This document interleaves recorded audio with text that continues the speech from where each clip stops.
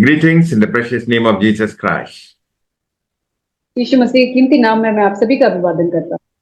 Welcome to this Hindi Sunday service of Benson Ministries. और मैं आप सभी का इस हिंदी संडे सर्विस जो एवेंशन मिनिस्ट्री की तरफ से आप सब For today's meditation, let us turn to Ephesians chapter 3, verse 20. और आज के लिए हम देखेंगे इफिसियों की किताब उसका 3 अध्याय उसका 20वां वचन। Now unto him be glory, who is able to do exceeding abundantly above all that we ask or think, according to the power that works in us.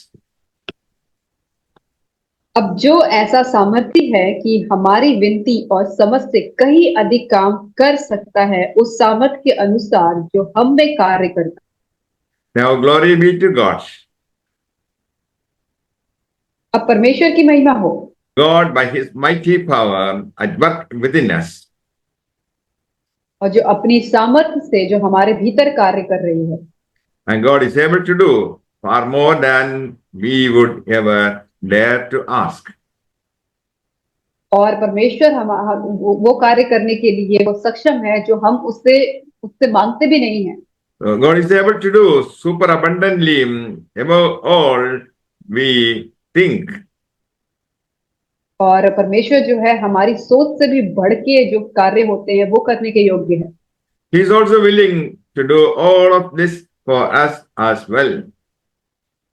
और वो हमारे लिए भी ये सारी चीजें करने के लिए तैयार है। We need to understand that God is bigger than we can possibly imagine. और हमें ये समझने की जरूरत है कि परमेश्वर जो है उन सब से भी बड़ा है जो हम कभी अपनी सोच में भी अनुभव करते हैं। Saint Paul prays that the Holy Spirit strengthen the inner being of believers. और जो पौलुस जो है वो प्रार्थना करते हैं कि पवित्र आत्मा विश्वासियों के जो आंतरिक मन को सामर्थ्य से मजबूत करे। He wants Jesus Christ might find his place in the hearts of the believers. और वो ये प्रार्थना करते हैं कि जो विश्वासियों का जो हृदय है उसमें यीशु मसीह जो है अपने वास करने के लिए स्थान को ढूंढ पाए। They must utilize the inexhaustible resources of Christ. और उन्हें मसीह के जितने भी असीम संसाधनों का उपयोग करना चाहिए। Believers should know the need for power to be a follower of Jesus Christ. और विश्वासियों को ये एहसास होना चाहिए कि एक यीशु का अनुयायी होने के लिए उन्हें उस सामर्थ्य की कितनी जरूरत है। Paul is praying for strength in the inner man. और वो ये भी प्रार्थना करता है कि उनका जो आंतरिक जो स्वभाव जो मन है वो सामर्थ्य पाए। Believers should be strengthened with might and strength by the Holy Spirit. और जो विश्वासी हैं उनको जो है पवित्र आत्मा के जरिए उस ताकत में उनको बढ़ना है।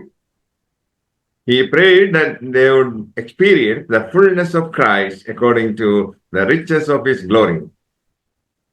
और पौलुस ये भी प्रार्थना करते हैं कि मसीह की पूर्णता का अनुभव करे उसके विश्वासी जो उसकी महिमा के धन के अनुसार है। Fullness means lacking nothing in our relationship with God. और पूर्णता का मतलब है कि हमारे और यीशु मसीह का जो संबंध है उसमें किसी भी बात की कमी ना आना। There is fullness of love only in Jesus. और केवल यीशु मसीह में ही जो प्यार की परिपूर्णता है वो सिर्फ यीशु मसीह में है। If you have fullness of Christ, the old man is gone. और जब आपके अंदर यीशु प्रभु का जो है वो पूर्णता होगी तो जो पुराना मनुष्यत्व है वो चला जाएगा। The inner man is the renewed spirit of man.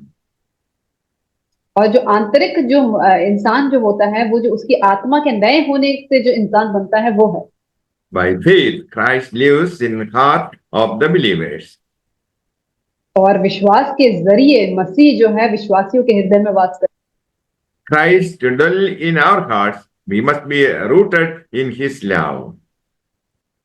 और जब मसीह जो है वो हमारे हृदय में जब वास करता है तो हमें जो है उसके प्रेम में जड़ पकड़ना चाहिए। Christ is able to do more than we ask. और मसीह जो है वो करने की जो हम मांगते हैं उससे भी कहीं ज्यादा बढ़ के वो करने के योग्य है। All that Christ did for the sinners, like crucifixion, resurrection, and ascension, caused glorification of Jesus. और क्रूस पे मसीह ने जो बलिदान, पुनरुत्थान और स्वर्गारोहण सब कुछ यीशु मसीह के लिए, जो कुछ भी उसने वो सब हमारे लिए किया। God would strengthen the saints with his glory. और परमेश्वर ने अपने संतों को अपनी महिमा के अनुसार उसने उनको बल दिया। Glory returns to God by the strengthened saints. और संतों के बल प्राप्त करने से महिमा परमेश्वर के पास लौट के आई। May the Lord bless you all with these words. Amen. परमेश्वर आपको इन वचनों के द्वारा आशीष करे। आमीन।